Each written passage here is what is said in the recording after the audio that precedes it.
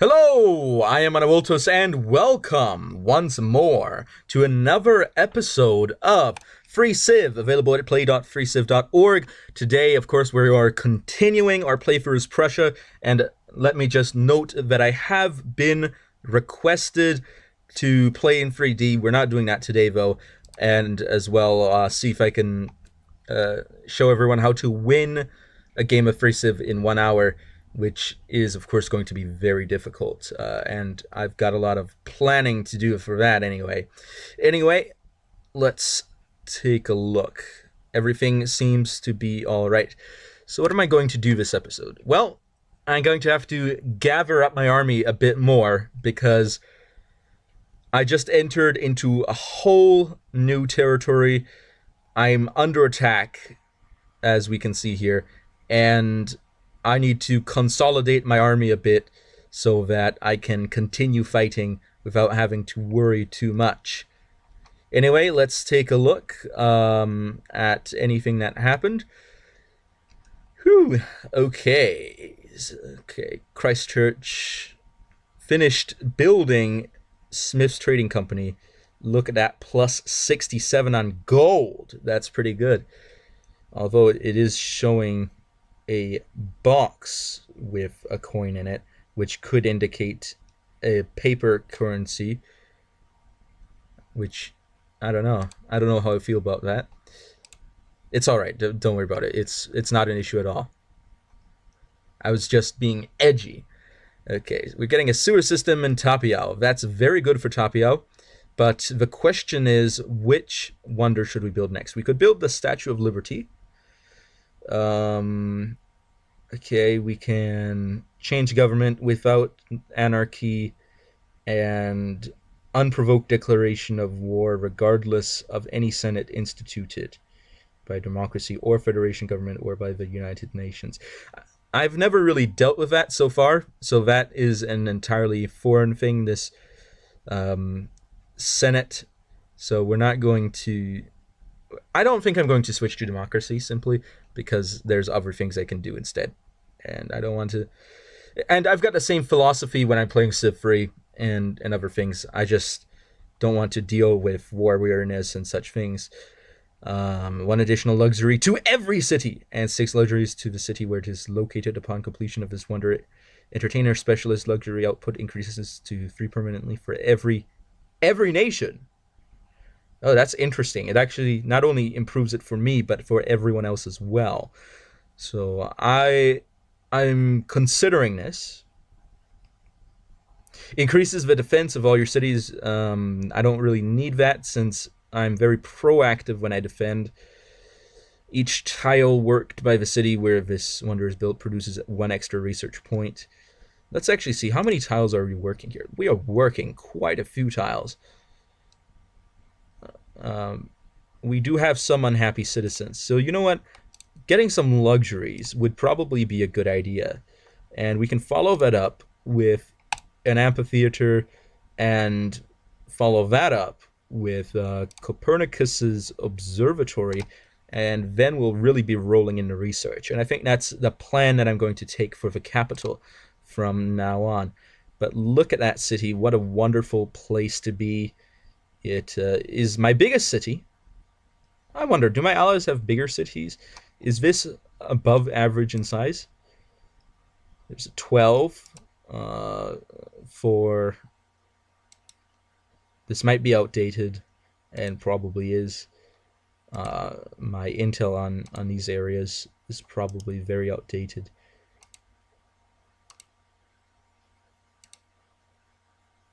Yeah, I'm seeing 7s in some places. Malawi has some big cities. But look at that. 14 in Tapio. It's the biggest city in our alliance, isn't it? Yeah, there's a 12 one there. I don't see any bigger cities in my alliance. Oh, that's Switzerland. Formosa has some cities up here. Ew, this place is destroyed. Anyway, you know what? This episode is going to be the lore episode. I'm going to talk a little bit about the lore. And what lore am I talking about? Am I talking about in-game lore, specifically here? No, I'm actually going to talk about Prussia, okay?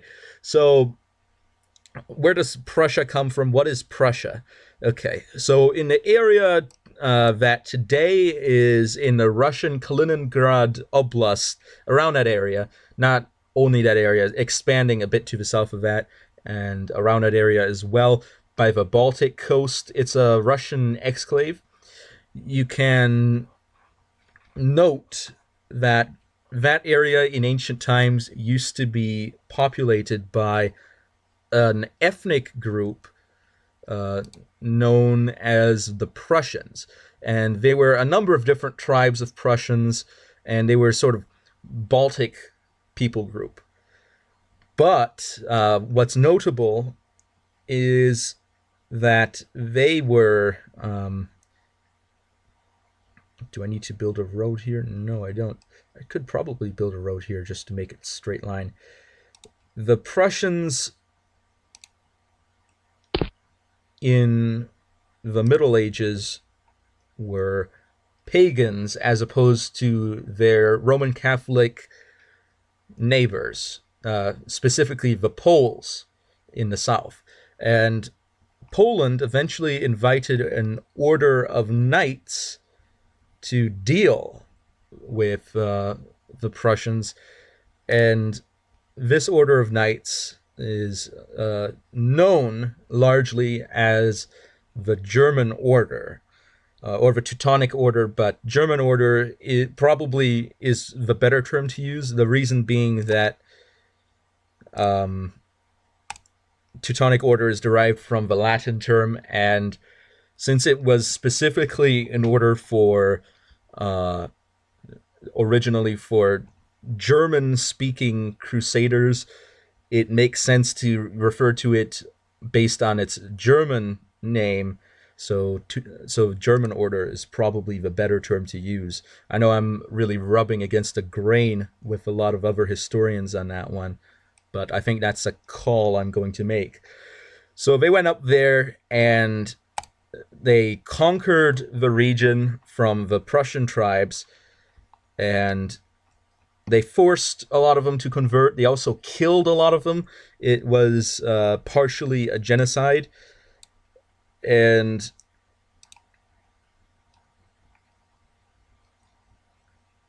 that area eventually became inhabited by groups of people who had a more German culture to them, because the original inhabitants before them were largely eliminated by the Crusaders. So let's see. I need to get to this top. This is annoying. Why can't I just move straight there? Hopefully this is more efficient. I'm going to build a road diagonally across here because I really want to build some roads, and I think it's important. There, and let's build a road there. And then we're going to come down all the way here, and that will really aid us in our logistics. Okay.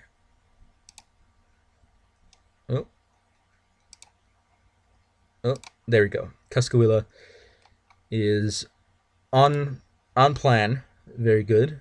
Nelson has finished producing a courthouse and is getting a marketplace up, which is good. So eventually the area became inhabited by a lot of Germans, and this is a trend in history known as Ostsiedlung, or settling to the east, which happened from the Holy Roman Empire, where a lot of Germans moved east into areas that had been depopulated by Crusades, and also into areas where a lot of Slavs were. They formed their own colonies in there. They had their German colonies in Silesia, in Poland, in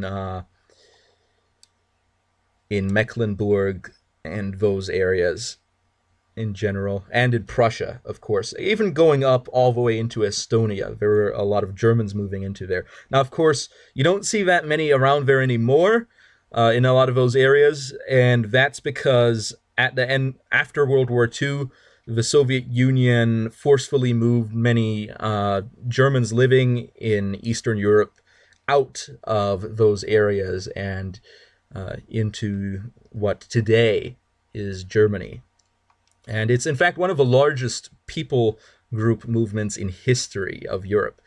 So that's interesting to note. Anyway, next turn. Unassigned AI. We will honor our alliance and declare one Ulrich von Hohensax in 6 turns. Hold on, we are coming. Where is this? Oh wait, Ulrich von Hohensax. Is that Switzerland? I forget. Who's... Oh, wrong one. Ulrich von Hohensax. Oh, it's the Choctaw. Oh, okay. I forget. Unassigned is Choctaw because the Choctaw don't have a leader. Yeah, it is Switzerland. Okay. So the German Order established its own country along the Baltic, centered around the region of Prussia, and they prospered for a bit. They expanded significantly, absorbed the Livonian Order, and essentially conquered or took control of, by various means, large areas of the Baltic, of the southern and eastern Baltic coast, and they even managed to rule over Gotland after they defeated the Victual Brothers, who were a group that pirated from that region. And they're not purely pirates, so I'm not saying that they're purely pirates, the Victual Brothers. I'm just giving some background on them. Okay, Konitz is very busy. Okay. And we're going to have a lot of growth pretty soon. That's pretty good. Konitz is building a stock exchange from the work list. Okay. But eventually, Prussia lost ground to the Kingdom of Poland as Poland was consolidating itself, consolidating its power base, and coming together with Lithuania. Prussia weakened, or the German order weakened, I should say, and it became a subservient duchy to the Kingdom of Poland. Okay, Gukturks have started building the lighthouse. Well, good luck with that, Gukturks. Okay. We have finished building a caravan. And of course, the best place to move a caravan is all the way over here.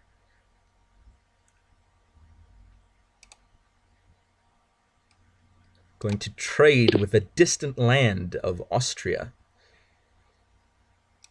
Okay. But the German order managed to retain control of that region and retained quite a lot of autonomy, actually.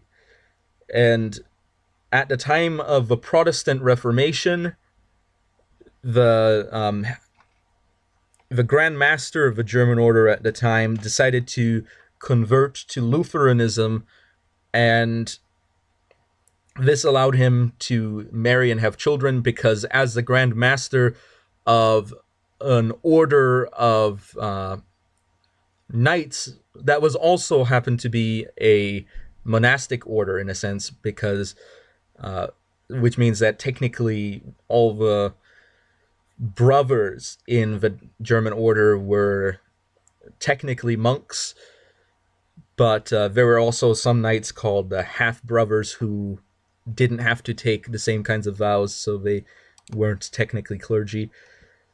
And let's see, let me make sure everything, okay, good, everything's fine there. And Hamilton, come on, give me Hamilton. Hamilton is going to be all right, and Christchurch is also going to be all right. Good. So he converted to Protestantism and used this to actually confiscate, or I should say sequester, funds from the Catholic Church in Prussia, taking away a lot of gold in the cathedrals and in the church buildings. And Danzig is finished building cavalry. Is Danzig building anything else? Come on. What is going on here? Okay, he's building Galleon. Marienburg is my coastal town.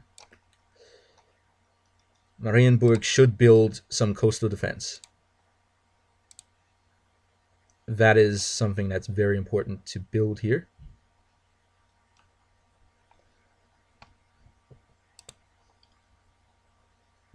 And I'm going to move my cavalry all the way up north here.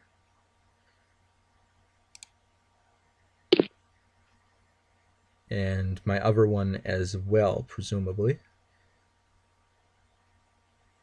Cascuela, okay, in Marienburg. Okay, good. Let's move them all up.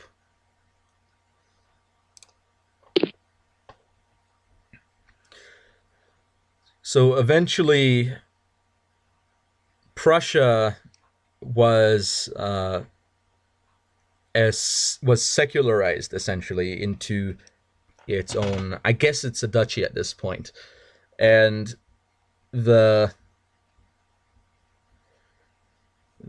ruler of Prussia was from the house of Hohenzollern, and eventually his line died out in the house of Hohenzollern, which meant that another line from the house got to inherit his lands, and that line happened to, at the time, be the elector of Brandenburg, which made him very powerful in Germany.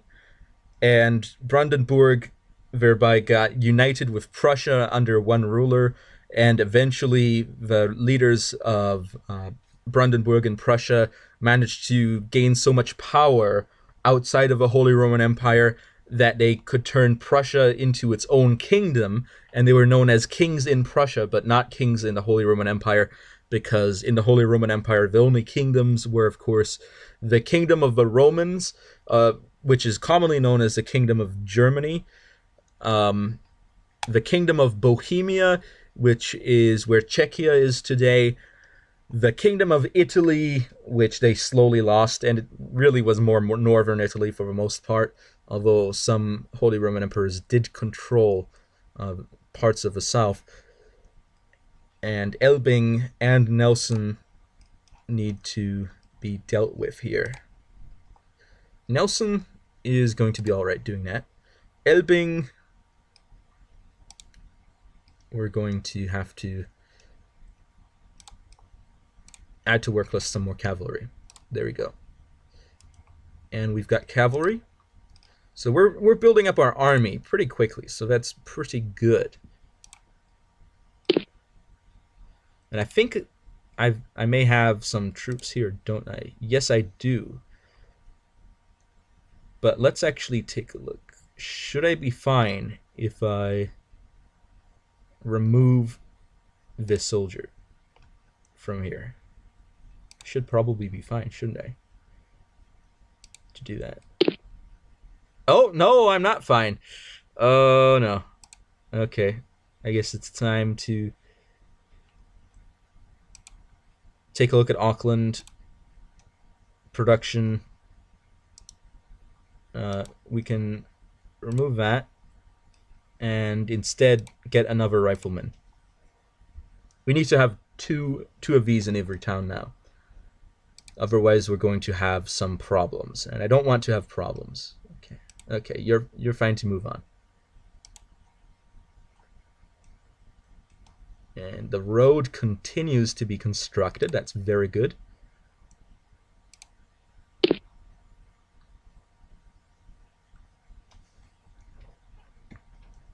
So eventually, the Kingdom of Prussia became much more powerful and managed to incorporate Brandenburg into itself as part of the kingdom and conquered large areas of northern Germany and became a major power in Europe, famously with Frederick the Great having plenty of victories himself. Among others, there's other important Prussian leaders. And eventually, after the dissolution of the Holy Roman Empire and... Oh, we got the territory. Yeah, contiguousness, contiguation. Is that a proper term here? Okay. And Prussia, after the failure of the failure of the German Confederation, Prussia formed the North German Confederation, which was a confederation of some German states.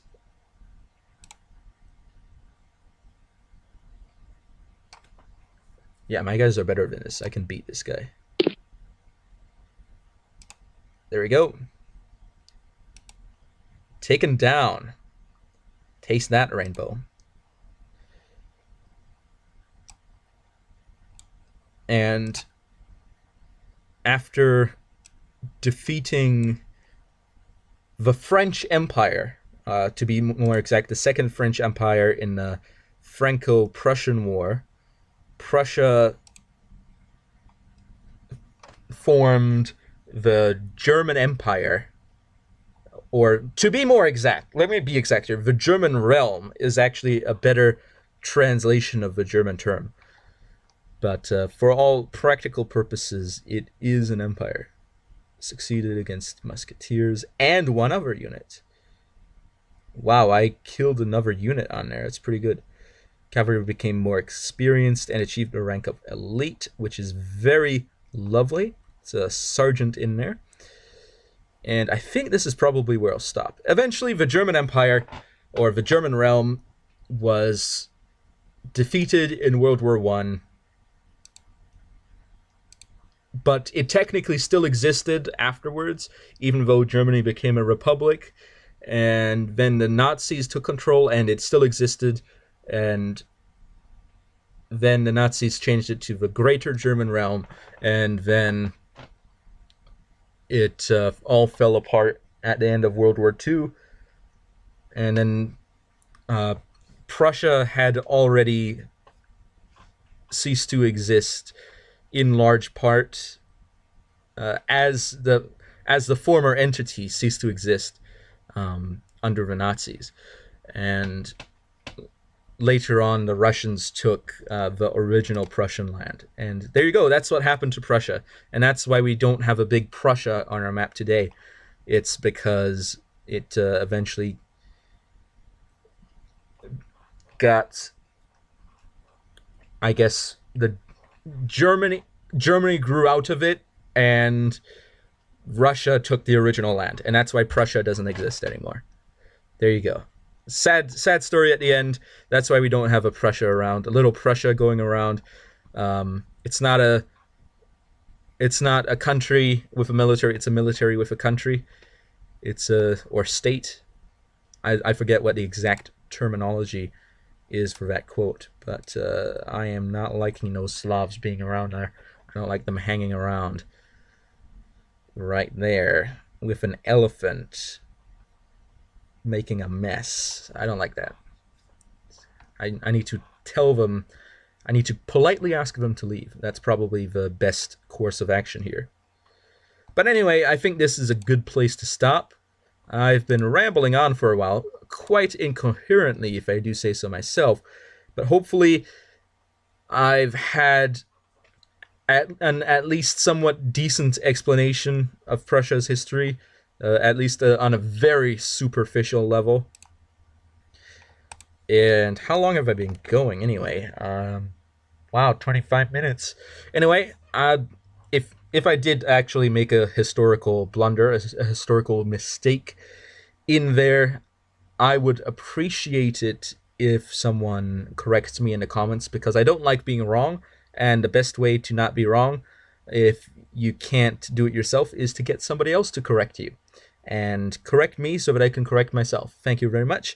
Anyway, thank you all for watching. If you'd like to collab with me, also you can contact me in the comments below. And I will be seeing you all next time on Awiltos. Over and out.